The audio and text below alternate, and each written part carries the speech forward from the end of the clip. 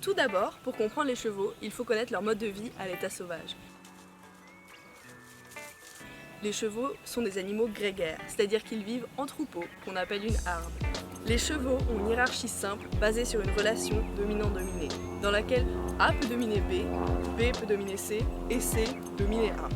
Au sein de la harde, chacun reconnaît la voix et l'odeur de tous les autres, et chacun sait qui domine qui.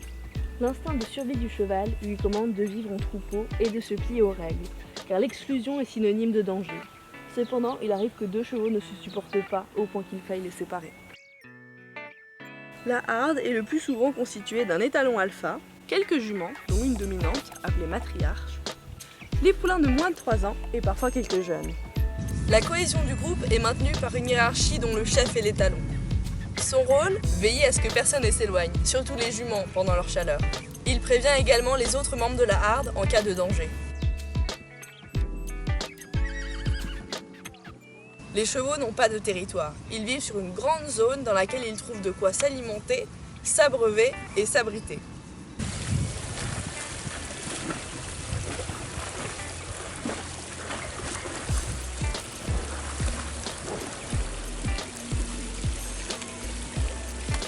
Les membres de la harde se déplacent à la queue leu-leu. La jument dominante est toujours devant et l'étalon toujours à la fin. L'ordre entre ces deux varie, mais on retrouvera toujours un poulain derrière sa mère et souvent deux amis l'un derrière l'autre.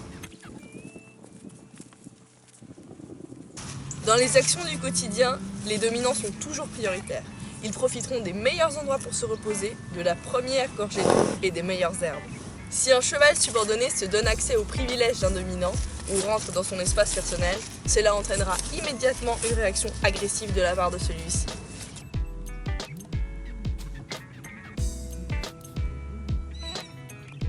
Dans le cas où la hiérarchie n'aurait pas encore été établie, une attaque réglera la question.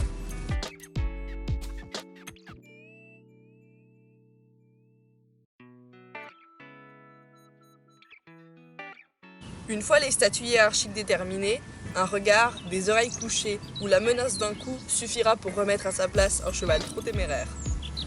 C'est l'étalon alpha qui saillit les juments. Si une jument est saillie par un autre étalon, son odeur change et elle est alors exclue du troupeau.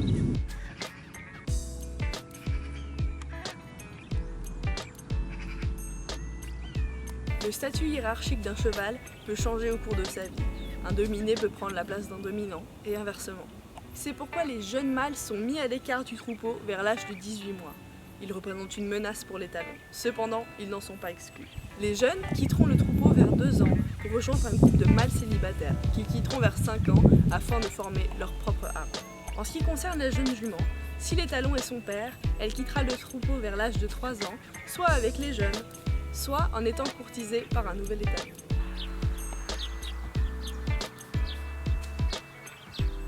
Les chevaux vivent principalement en harde, que l'on peut aussi appeler groupes familiaux, mais il est possible aussi que des mâles célibataires de tout âge, ayant perdu leur harde, se regroupent ou vivent seuls. Il existe aussi des alliances d'étalons au sein d'une harde. Les deux mâles se répartissent les tâches.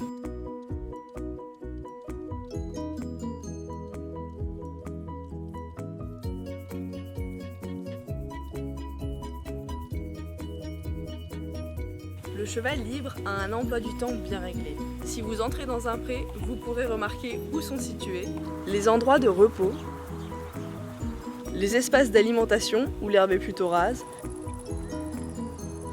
les lieux définis pour les roulades, le chemin de terre tracé par les chevaux pour se rendre au râtelier ou à l'abreuvoir et parfois un espace aménagé pour le crottin.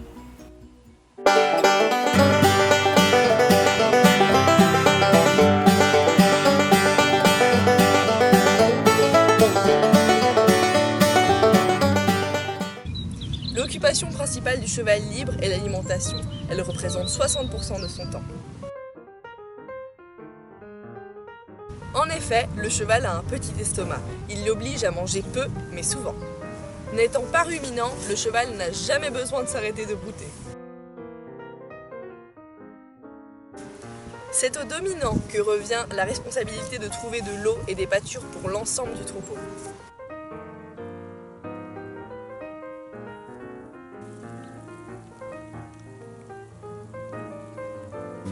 Ensuite vient le sommeil. De par leur nature de proie, menacée par de nombreux prédateurs, les chevaux ne dorment que par intermittence, aussi bien de jour que de nuit.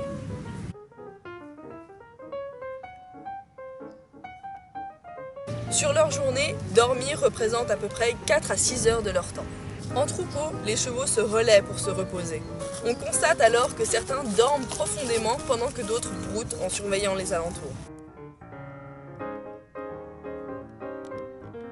Le déplacement constitue également une part importante de la journée, car il est lié à l'alimentation.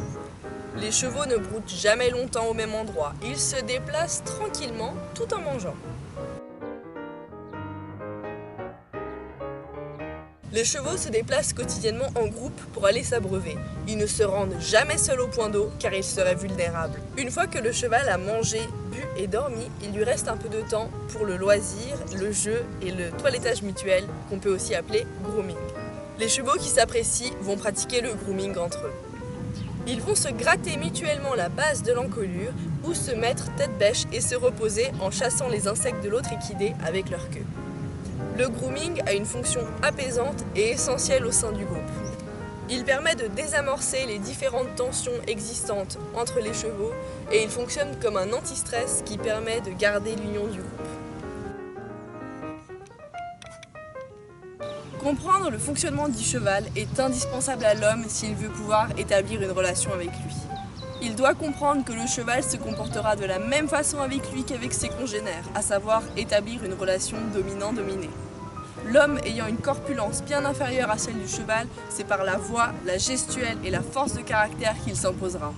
Un bras levé, par exemple, est une menace qui fera comprendre au cheval que l'homme est en colère. Le cheval essaiera de braver l'autorité de l'homme comme il le ferait avec un congénère pour prendre la dominance. Même s'il s'agit d'un geste anodin, il est nécessaire de ne pas se laisser faire, car le cheval interpréterait ça comme un signe de faiblesse ou de soumission et essayerait quelque chose de moins anodin la fois suivante. Ce rapport de force n'empêche en aucun cas un homme et un cheval d'établir un réel lien d'affection. Il s'agit juste d'adopter le même langage, à savoir parler cheval, et éviter qu'un cheval prenne de mauvaises habitudes, voire ne devienne dangereux. La grande difficulté pour le propriétaire du cheval est de distinguer ses mises à l'épreuve des réelles frayeurs de son compagnon. Par exemple, un jeune cheval qui refuserait de passer un cours d'eau pourrait vouloir tester son cavalier, mais également pourrait en avoir vraiment peur.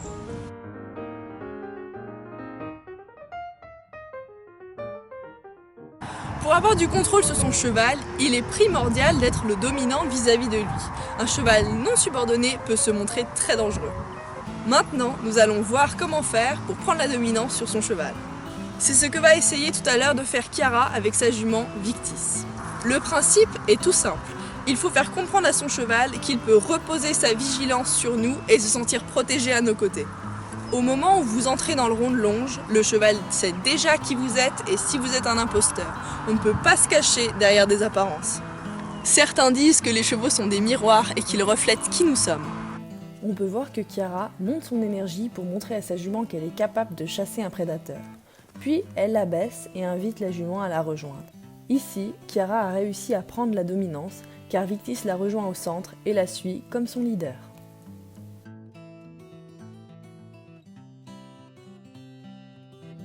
Chaque cheval est unique, cependant, en 1993, Pat Parelli invente le terme Horsenality pour classer les chevaux en 4 grands groupes de personnalités. Le terme Horsenality est composé du terme anglais horse et personality, qui peut se traduire en français par personnalité équine. Les chevaux possèdent des caractères différents et donc une méthode d'apprentissage qui leur est propre. Les personnalités décrites par Parelli sont une introduction à la psychologie équine et son application dans le travail quotidien. Pour déterminer la personnalité d'un cheval, il faut définir s'il est plutôt cerveau gauche ou cerveau droit. Cela ne correspond pas réellement aux différentes hémisphères du cerveau, mais c'est une métaphore à but pédagogique. Les chevaux cerveau gauche sont généralement sûrs d'eux et courageux. On peut avoir confiance en eux et ils sont calmes et tolérants. Ils sont aussi plus cérébraux et réfléchis. A l'inverse, les cerveaux droits sont timides, peureux, méfiants et ont tendance à réagir de manière excessive. Ils sont très émotionnels et très intuitifs. Ensuite, il faut se demander si notre cheval est plutôt introverti ou extraverti. Comme lui là. Et pourquoi tu démarres un film comme ça pour remplir mon TM? Parfois je me demande ce qui se passe dans son cerveau. Oui. Et je suis là gros, panique pas.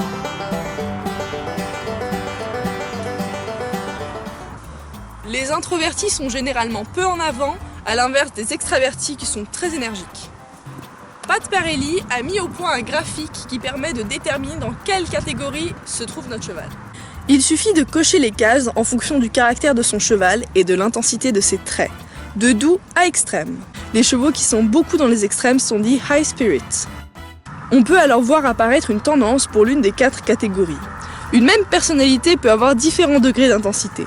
On voit chez les chevaux âgés ou bien travaillés qu'ils sont plus centrés dans le graphique. Ils sont dits équilibrés.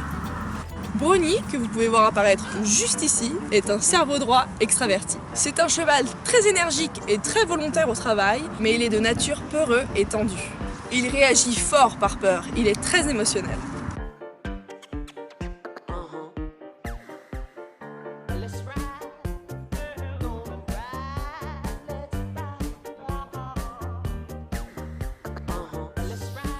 Les cerveaux droits extravertis comme Brownie sont studieux et travailleurs, mais ils ont besoin d'un bon cadre et de travailler dans le calme. Les difficultés avec cette personnalité sont avoir du calme, de la décontraction, également de la concentration et d'apprendre à nos chevaux à gérer leurs émotions. Brownie, comme la plupart des cerveaux droits, marche à la confiance. J'aime bien dire qu'il décrocherait la lune pour celui qui gagne sa confiance. Voici Arès. Il appartient à la catégorie des cerveaux gauches extravertis. C'est un cheval confiant, réfléchi et sûr de lui. Il est très volontaire dans le travail et également amical et joueur. Il prend tout dans la bouche. Les principales qualités des cerveaux gauches extravertis sont l'envie d'aller en avant, leur courage et leur sens logique. Ils veulent montrer de quoi ils sont capables. Cependant, ils ont tendance à vite s'ennuyer lorsqu'un exercice est acquis. Voyons maintenant le cas de Simba. C'est une jument cerveau gauche introvertie. C'est une jument maligne et stratège, très intelligente, mais complètement désintéressée par le travail et l'exercice. Elle se demande constamment « Mais pourquoi est-ce que je devrais faire quelque chose pour toi et qu'est-ce que ça m'apporte ?» D'une manière générale, les chevaux cerveau gauche introvertis n'aiment pas le mouvement. Ils ont l'air paresseux, agacés, ennuyés et n'ont pas envie de faire des efforts. Ils ne dépensent pas d'énergie, mais s'opposent clairement. Pour les motiver, il faut trouver leur centre d'intérêt. Il faut leur proposer des exercices qui demandent une réflexion et largement récompensés avec la nourriture ou le renforcement positif. Enfin, voici Cavalla. C'est une jument cerveau droit introvertie. Elle est très sensible et émotionnelle et ça en fait une jument très délicate. Les chevaux cerveau droit introvertis sont en quelque sorte timides. Ils expriment très peu leurs sentiments et tolèrent beaucoup de choses. Quand c'est trop leur demander, ils se figent puis explosent. Ces chevaux ont besoin de temps pour assimiler les choses et de confiance.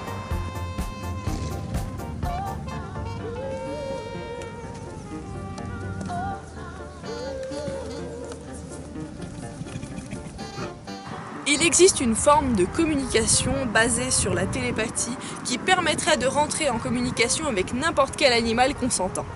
Ça s'appelle la communication animale. Dans cette théorie, les animaux communiquent entre eux par télépathie. Ils s'envoient des images, des sons, des sensations pour communiquer et font de même avec nous. La communication animale est cette capacité d'envoyer ou de recevoir des messages sensoriels. Cette communication peut s'exercer au sein d'une même espèce, mais également interespèces. C'est pourquoi il nous serait possible de communiquer avec le monde animal. Certains avancent que l'homme envoie également des messages télépathiques, mais sans s'en apercevoir. Les défendeurs de cette théorie supposent qu'avec l'arrivée de la parole et du langage, l'homme aurait oublié cette capacité télépathique, mais qu'il est possible de réapprendre son utilisation par le biais de méditation. Le cerveau humain est constitué de 2 hémisphères. Le gauche, qui est celui du sens logique et de la réflexion, et qui est celui qui est le plus utilisé au quotidien, et le droit, qui est celui de la créativité et de l'intuition. Malheureusement, il n'est que trop peu utilisé dans notre quotidien. C'est cet hémisphère droit du cerveau qui permettrait d'entrer en communication avec les animaux.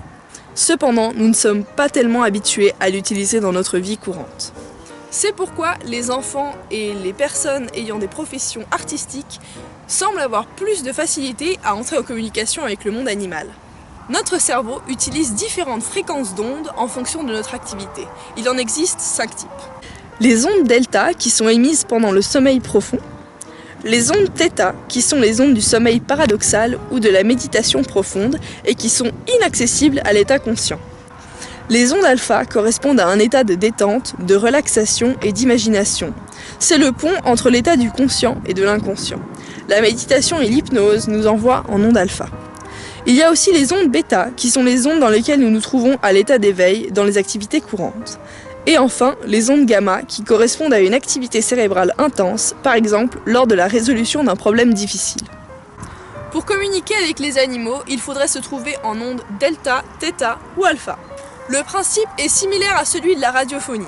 Si l'on se branche sur une certaine fréquence, par exemple alpha, on reçoit les informations provenant de cette fréquence. Dans ce cas-là, on pourrait communiquer avec un animal. Afin de comprendre plus en profondeur cette théorie, j'ai mené une petite expérience. Voici Délicatesse, un poney qui souffre d'un syndrome appelé le head shaking. Ce phénomène est déclenché par un stimuli visuel lumineux dans le cas de Déli, mais peut différer selon les cas. Avec Colline, sa demi-pension, nous avons décidé de demander une communication animale pour lui afin de comprendre son trouble et de le soulager dans la mesure du possible.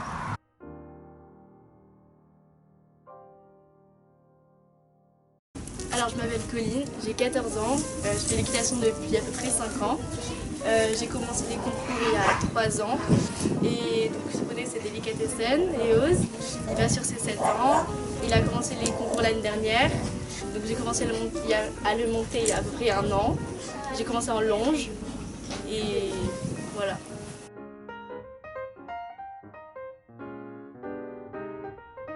Alors il a le syndrome du head shaking, c'est-à-dire qu'il secoue la tête. En fait c'est quand des poussières ou le vent lui touchent vers les naseaux, en fait ça lui fait mal et tout. Du coup il va secouer la tête et donc en fait il essaie de s'en protéger et donc en secouant la tête, donc c'est très désagréable. Du coup ça m'empêche de travailler et donc par exemple il veut juste se gratter pour se protéger ou alors mettre son nez sur les jambes quand je le tiens, quand je le fais marcher à la main. Et du coup on lui a mis un cache ici au niveau de ses naseaux, juste ici pour le protéger donc au travail. Et ensuite ce qu'on lui a rajouté il n'y a pas si longtemps que ça, c'est un grand masque qui lui couvre les yeux parce que maintenant il est sensible au niveau des yeux et donc ça va un peu mieux maintenant.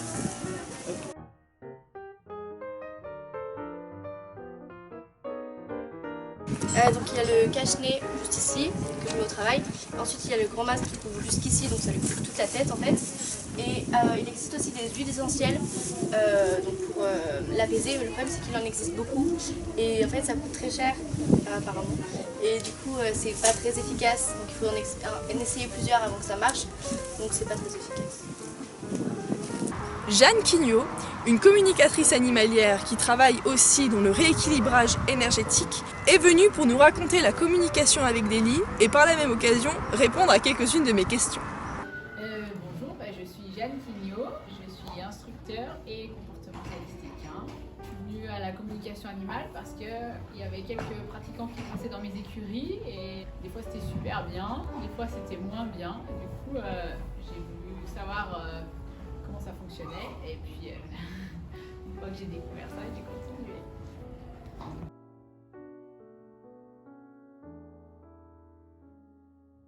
Alors la communication animale, en fait, on descend dans un delta de concentration assez proche des ondes alpha dans lequel on peut percevoir des ressentis en se concentrant sur l'animal avec lequel on veut communiquer, on veut recevoir des informations. Alors pour moi, les limites de cette approche, c'est que quand on entre en communication avec un animal, ce qu'on perçoit, c'est forcément des choses qui résonnent par rapport à nous. Et du coup, il faut que le communicateur ait un système, que son système soit le plus propre possible, le plus nettoyé de toutes sortes de croyances, pressions, dogmes, pour avoir une lecture la plus propre possible. Et puis la régularité et la fréquence, l'intensité des pratiques en fait qu'on peut devenir de plus en plus pointu. ou rester sur une approche plus vague. Une autre limite pour moi, c'est beaucoup d'interprétation émotionnelle qu'on voit souvent. Et voilà, c'est pas toujours très à propos.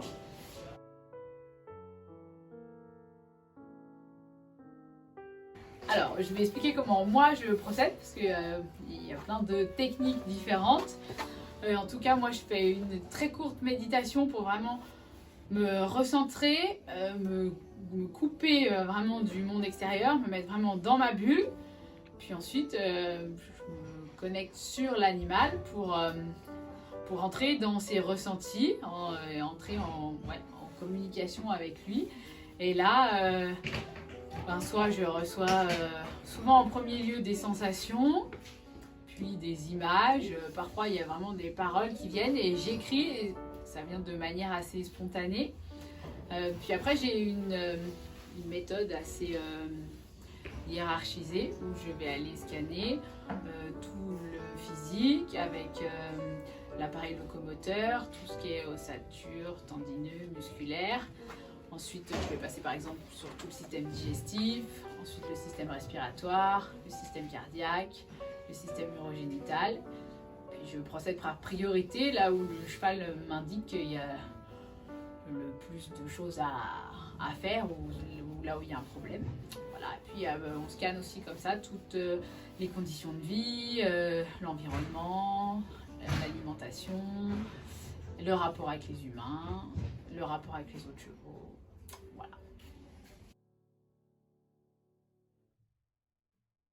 Alors, je vais raconter deux histoires. La première, c'est donc pourquoi je suis venue à la communication animale. En fait, j'avais un poney qui sautait pas mal, mais bon, 5 ans, il faisait souvent des farces. Il s'arrêtait, il partait trop loin, il venait trop près. Je dis, mais c'est pas possible, qu'est-ce qui se passe? Et puis, donc, on fait une communication animale. Non, mais je n'ai rien à te dire.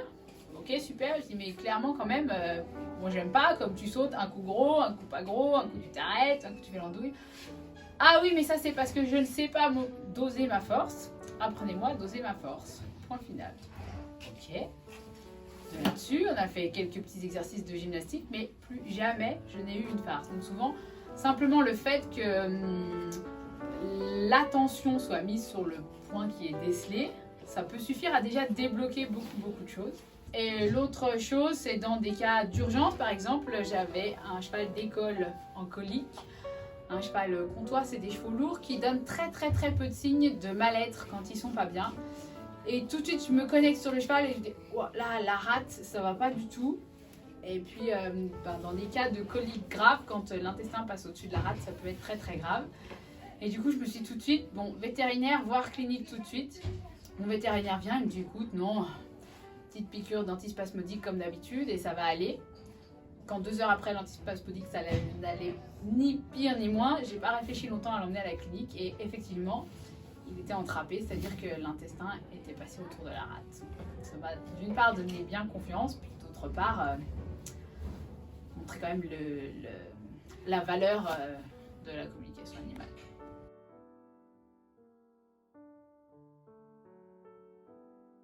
Alors la séance avec Daily, déjà très facile de se connecter. Par contre, au moment où je me connecte, là c'est il y a du vent, il y a du bruit, il y a tout qui bouge dans tous les sens. Donc c'est bien au niveau de la vue que dans les sensations, tout est en mouvement complètement désordonné et du coup mal à la tête direct aussi. Et puis tout de suite, j'ai mal à la tête, ok. Donc du coup là, je commence mes rééquilibrages énergétiques au niveau du cerveau notamment. Et puis là, il m'emmène direct sur les dents, les nerfs au niveau des dents. Et là, avec très peu de rééquilibrage, ça s'est très vite apaisé. Donc ça, c'est la majorité de la séance que j'ai passée là-dessus. Ensuite, j'ai checké l'ensemble du système locomoteur et du métabolisme. De ce côté-là, c'est vraiment pas mal. Il me ramenait toujours sur sa tête, ses dents. J'ai mal à la tête, donc j'ai beaucoup travaillé là-dessus. Et puis le reste, ses conditions de vie, les humains, pour lui, ça a l'air de bien se passer. Les concours, ça lui donne pas mal de stress, mais plutôt d'excitation.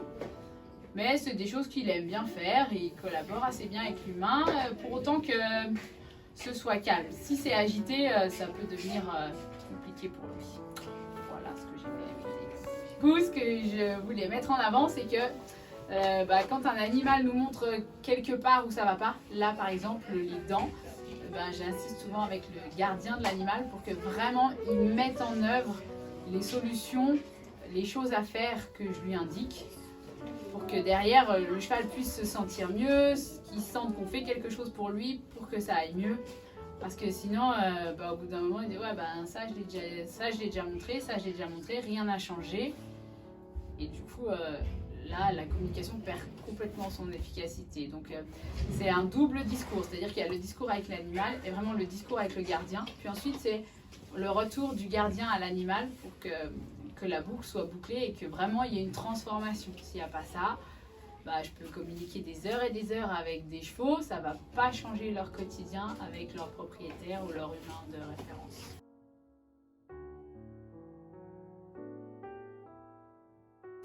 Du coup, selon toi, oui. Bon, après, je l'ai déjà aperçu comme ça en concours, mais je ne me suis pas arrêtée vraiment sur son comportement, etc. Donc, ça sera à voir par la suite.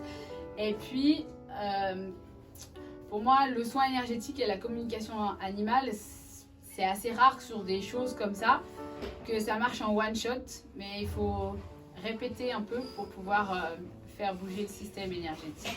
Donc c'est à poursuivre, les soins vont aider et puis on peut aider avec d'autres choses comme des fleurs de bac, des huiles essentielles ou selon les chevaux de la phytothérapie, ça peut être tout plein d'autres choses, mais souvent juste une fois pour moi ça suffit pas. Donc après j'ai un tableau avec les photos de tous les chevaux que j'ai en soins et régulièrement, une fois par semaine, une fois tous les 15 jours, puis ensuite l'espace, je remets un traitement énergétique en route pour que ça continue. Parce que sinon, si rien n'a changé dans l'environnement et les façons de faire, c'est comme nous, si on a mal au dos, on va chez l'ostéo, ça va mieux, on sort de l'ostéo, on reprend toutes nos mauvaises postures, ça revient. Et là, c'est exactement le même principe. J'ai revu Délicatesse et Colline peu de temps après la communication et remarqué une amélioration confirmée par Colline et sa coach. Bien évidemment, se pose la question de la durée et de l'origine de cette amélioration. Est-elle le fruit du hasard ou le résultat du traitement apporté par Jeanne Quignot au cours de sa communication avec Déli ? La science actuelle ne permet pas de prouver l'existence d'une telle communication. Cependant, selon Jung, nous sommes tous unis au travers d'un inconscient collectif, dépôt constitué par toute l'expérience ancestrale depuis des millions d'années, qui n'est pas passif car il a pour but de dialoguer avec le conscient. De cette façon, on peut envisager que du fait de nos ancêtres communs avec les équidés, il nous soit possible de communiquer avec eux par le biais de cet inconscient collectif et du concept de synchronicité que nous allons aborder maintenant. La synchronicité est l'occurrence simultanée d'au moins deux événements qui ne présentent pas de lien de causalité, mais dont l'association prend un sens pour la personne qui les perçoit. Par exemple, lorsque vous pensez soudainement à quelqu'un et que cette personne vous appelle. On peut penser que du fait que cette personne pense à vous appeler ou que vous pensiez à cette personne, l'un d'entre vous envoie un message énergétique inconscient à l'autre qui le perçoit. On peut alors imaginer que dans la communication animale, on utilise cette forme de communication énergétique.